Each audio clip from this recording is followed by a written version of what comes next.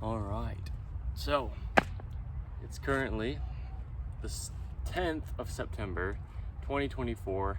My name is Evan Strong. If you've ever seen anything content-wise like this, any videos from me, I primarily do videos around the lacing of our shoes, the tying of our shoes, and the things within our clothing that just pull our bodies out of their natural alignment, their natural functions, natural balance, natural center line, left to right and front to back. Because us as human beings, universally designed in the image of our living God, who is Jesus Christ, are very capable naturally, but our clothing and everything that we place on our actual body affects it, especially modern day clothing, in quite a great way, to where we can't just have our normal functions without doing some modifications to most all modern day clothing. So I show little tweaks you can do within the things that you already have, and I'll get into it more toward the end of the video, but I'm going to be designing clothing that we can just purchase and directly from the factory. It will just work for our bodies rather than us having to work around it. So I'm excited for my personal use, and everybody or anybody who has the opportunity to purchase that will get a lot of benefit from it. So we hear very often people talking about genetics. People will be talking about the positioning of their bodies and how they say that that's genetics because of their family or their ancestors.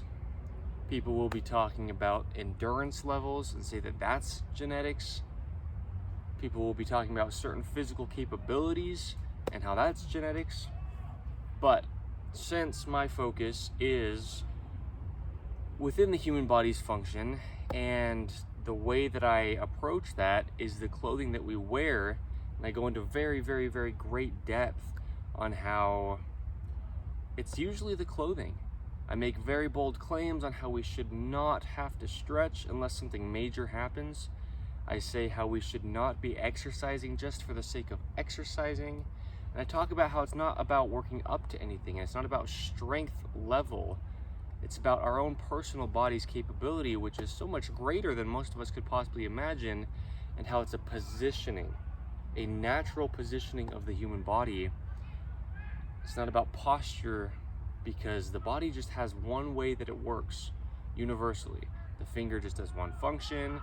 The shoulder, within its multiple ranges of motion, only does the thing that it does within that range of motion, and then throughout the whole body. Certain things have, like the shoulder, multiple positions they can work in, hips and ankles also, but they only do what they do. And we can't tell our bodies how to do what they do. I can't tell mine, and he can't tell his, and she can't tell hers. And a lot of times that's essentially what we're doing by putting clothing on to alter its natural positionings.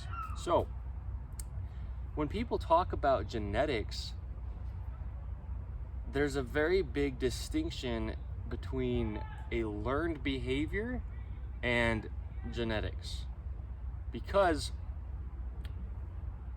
a lot of times people will have a anterior tilt of the pelvis, right? And I've talked about before, a neutral, healthy, functioning pelvis is a posterior tilt, like that, which then allows internal rotation down the legs, really stemming from the feet up, but then also stemming from the hips down. And then up at the shoulders too, internal rotation, right, to get an expansion of the rib cage. There are a lot of bees within this table, in the little holes. So people a lot of times will have a chronic, until fixed, state of anterior tilt like this in their pelvis when they're sitting, when they're standing. And a lot of people will blame that or like attribute that to genetics. I just don't want them to stick around too long for the sake of like copyright. The problem with doing that though is a lot of the time it's not genetics, but it's a learned behavior that's causing a positioning because of the clothing altering the body. For example, with the tilt of the pelvis, if you're living in a farm town and you've got a lot of people wearing cowboy boots, cowgirl boots, cowboy boots, you got a full heel on your boot, leather cowboy boot, and it's like a thing that's happened generation after generation after generation because your parents were cowboys and your parents' parents were cowboys. Now through that generational line, you might have people that have a pelvis in an anteriorly rotated position just about all the time throughout their life. But if your heels are like, this is my neutral, natural, normal stance. This is a natural way the human body universally would work. Slight posterior tilt, internal rotation on the outsides of the feet. Everything's pretty stacked within a slight active bend, just in an activated neutral stance. Now if I put a cowboy boot on and there's heels under my heels, then I'll stand like this, right?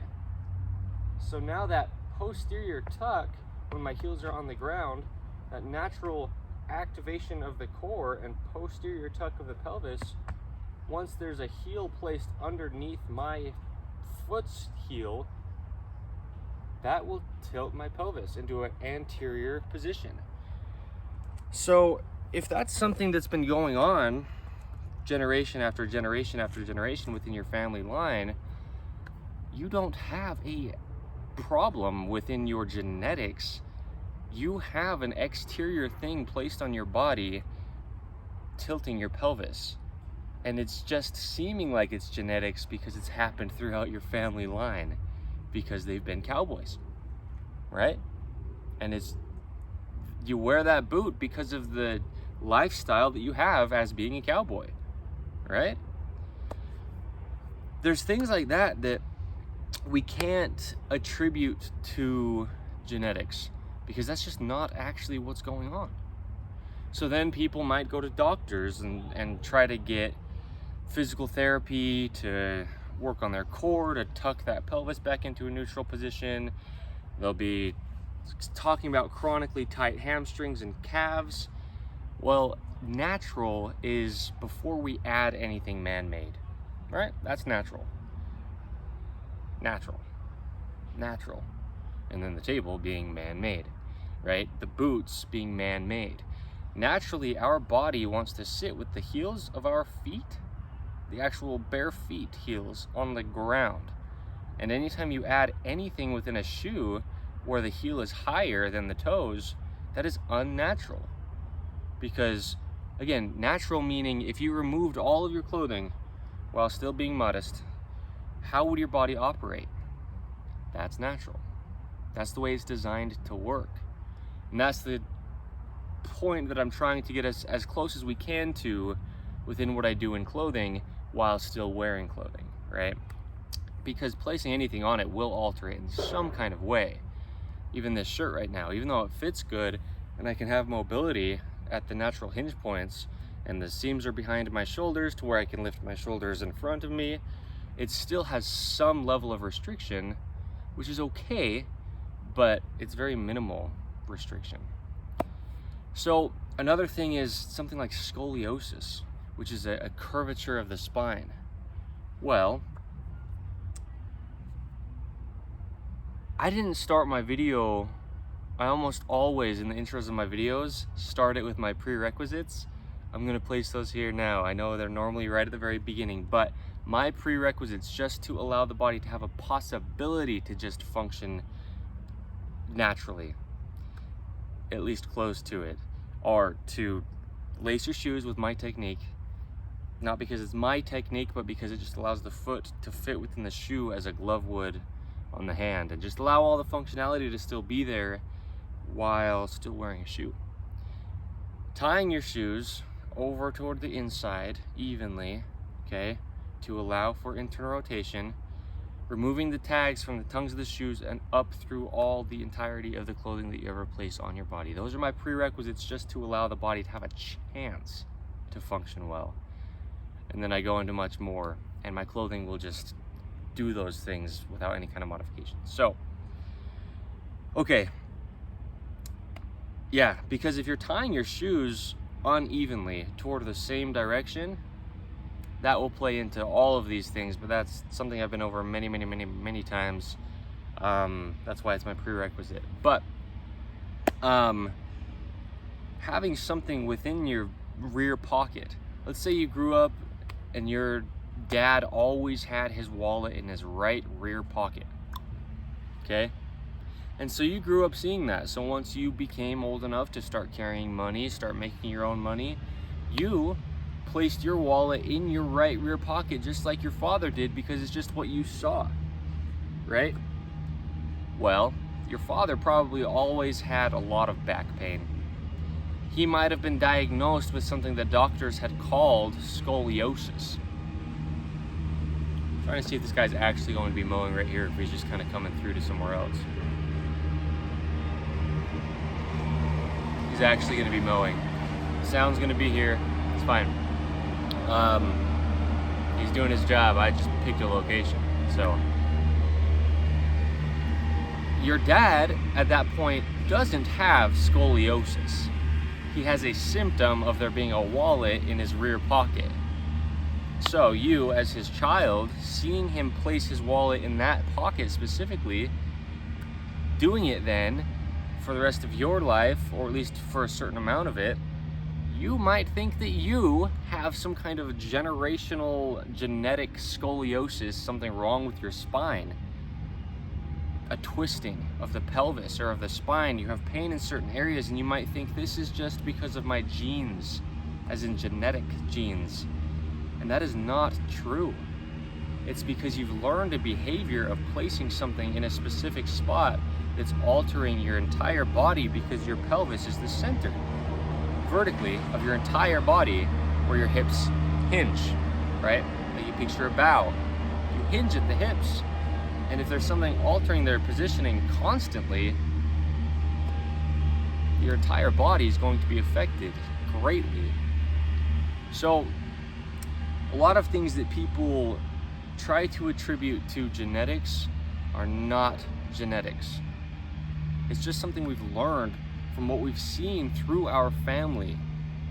So if you grew up with your parents teaching you about clothing, and they either wore 100% materials, and they talked to you about how it's great to have natural materials, it's good for your body's system because of actually it's seeping into your skin, you don't want artificial materials doing that. Or if they talk about the way that they press or iron things, if you grew up with family members, parents especially, because that's where we learn most of our things from as children, ironing their shirts every day and making them very nice and smooth and having them pressed to where they sit in a very good, ideally they're doing it in a way that's natural for the human body to work, but let's say they are, then as you grow up, you're learning how to do that, and then you might have what people would call good posture, but really it's just because you're taking good care of your clothing and it's sitting well on your body, allowing it to just be in a good position. To a degree, because you're probably not removing your tags, which entirely alters your body's natural functioning anyway.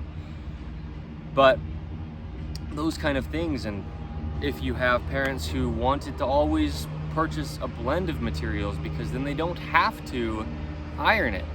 Wrinkle-free materials just about have to be a blend of something, and that's how it's allowed to kind of relax into a more really unnatural way of reacting with no wrinkles, because 100% materials like cotton will wrinkle. Cotton just does wrinkle. That's the nature of what cotton fabric does. But putting a blend in there and having it have that little bit of give and stretch, which I've talked about, a blend of materials, ideally we should be wearing 100% natural materials, because if you blend this material with this one, and this one's more stretchy and this one's less stretchy, it'll react differently when placed on your body and when you do movements and reaches. But if you grew up with a parent teaching you that it's ideal because then you don't have to iron it, says the parent, well, you might have what you might be calling poor posture, but it's only because you're wearing a stretchy material that your body is losing all of its natural strength inside of, because it can't function proper, because it can't predict the stretch. So now you might have seen your parent who taught you those things have, again, what people would call bad posture, when really it's just that the clothing they're wearing is something their body is trying its best to work inside of, but it's so unnatural that it can't work naturally, right? And so if you've learned that those are just the materials that, as your parents said, are good to wear, then generation after generation after generation, you might have a similarly functioning body because of the clothing, not because of genetics. So that goes for anything that you could do within your body. It goes for anything you can do within your lifestyle that requires your body to be in a certain position for a certain length of time. Yeah, even hair. I haven't talked about hair. I'll probably, no promises, probably go into hair more like in its own thing, because if you grow up parting your hair on the left side versus parting it on the right side, maybe your mom parted her hair on the left side and then her daughter and you part your hair on the same side. Well, the weight of the hair being parted on one side is greater on the other side of where the part is. And so now that weight is actually pulling your neck. I used to have hair down to at least like my armpit, like I can speak for long hair. When you part it on one side, it actually tilts your head a little bit because hair has some weight to it, but also you have to see past it, right, where it's parted at when it's hanging on the sides of your face.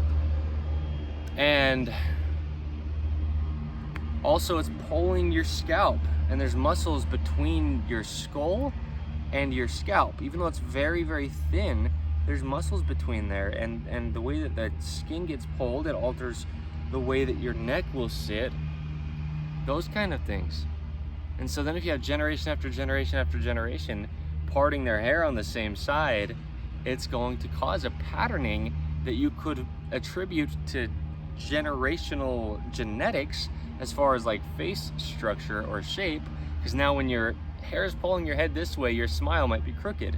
So now you could blame, which is untrue, a crooked smile on genetics, when at that point it's because of the parting of your hair. So it gets a little bit simple, but almost like deep at the same time, because that's really how it is. And a lot of times we don't realize that. And the problem, if you will, with not realizing that is then people will go spend so much money on doctors. They will be taking medications that are altering their body's natural functions that don't need to be taken. They will potentially be having surgeries like arch reconstruction surgeries within the feet, which is just about never an actual necessary surgery. Very specific cases, maybe, depending on what that even means within the surgery, maybe very, very, very specific cases, but almost never is that actually something that you would need. And now you've entirely altered the natural workings of your foot just because you've been wearing footwear that, again, probably your parents were wearing similar footwear, and maybe their parents and their parents, and it's not your foot, it's what you've learned to pick out of all the many footwear choices, at least especially here in the United States of America. right? We just have abundance of stuff in the United States of America. So it's those kind of things that people are now worse off in those cases after having these surgeries their body did not need, just because of a learned behavior, and it's nothing to do with their body. It's just the way that it's trying to work and function and react to the things that it's being placed inside of, which is the clothing. So, yes. Same thing goes for belts. Again, cowboys generally wear a pretty good belt buckle, generally, and that will also tilt your pelvis. So if you're talking about a sway in the low back, thinking that it's a genetic thing, a lot of times it isn't anything to do with genetics. So yeah, and that can just be applied for anything within any part of clothing that affects the body in any way. And if your clothing doesn't fit you pretty much ideal, then it's affecting your body more than it needs to. And that's the case that I was in basically my entire life, at least the majority of it until very recent. And that's the case that a lot of people are in. You know, if you grow up again with your parents always wearing oversized clothing for whatever reason it is, and you then develop that behavior, well, you're, again, what you would maybe hear or be said as bad posture, which it's not posture, it's, right? The shoulders are too big on the shirt to where you can't lift your shoulders. And so now your collarbones are like flat rather than being where they need to be to just function and move. Those kind of things. So that's about it. As far as you can take that information and apply it to any item of clothing that you wear, any lifestyle choice that again requires the body's positioning to be a certain way. And it's not genetics in those cases. It is a learned behavior causing the body to try to be working and actually forcing it to work in a position and a function that it doesn't even do.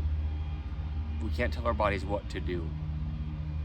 And the majority of humans, especially in 2024, are trying to do that, maybe even without realizing. So, when I design clothing, if you purchase my clothing, please, please, please purchase it in a size that fits you. That's the only reason I'm designing it, to allow it to sit where it needs to on the body, to allow its natural functions. So, shoulder seams right at the edge of the shoulders, shoulder seams on top behind them, pants up off of the hips. That's another one, just the height that you wear your pants, learned behavior. What that does to your hip health and your knees and your ankles, learned behavior. So I will be designing clothing, minimal 100% materials, just for the pure reason of just allowing the body to do what it does with the least amount of restriction that we can get. Okay? So, I mean, take that with a grain of salt. Again, when you wear clothing, it alters your body in some way just because there's something placed on it. But yes, so when that comes, if you'd like to stick around for it, purchase it in your size. And I'm excited for it personally because it's going to help my life. This is the reason I'm designing it, was because getting my body to where it is current, its functionality, and I need clothing that works for me also. So you can trust that I will design it at least to the best that I can out of an actual understanding. And I have got tens of hours, yes, of content, videos of just me verbally speaking on the functionality of the human body and how the clothing that we wear alters that unnaturally. So I have a lot of understanding and experience about the clothing. So yes, I will do my absolute best to just design clothing that lets the body work. Okay, so I'm gonna wrap this up. Shout out to the mower guy. He's doing his job again. I picked this location to film the video. This field's always here to mow, so. Okay, Yes, thank you. Check your clothing. Again, within my content, there's so much information to where most people don't know. I didn't know until I started to learn about these things through just prayer, trial and error. So there's a lot of things that are so simply fixed, and so many medications and surgeries and anything altering the human body. A lot of that can be very, very, very much avoided in almost every case. So, yes, check your clothing. Don't blame things on genetics, because it's probably not your body's fault. It's what you are trying to force it to do that it does not do. Okay, thank you. The reason I react like that is because I was going to stop it.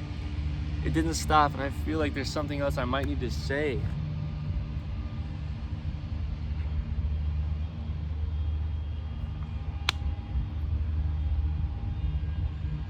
I don't know. If there is, then maybe there was something more I was supposed to be saying in this video. If there's not, okay, either way. Thank you.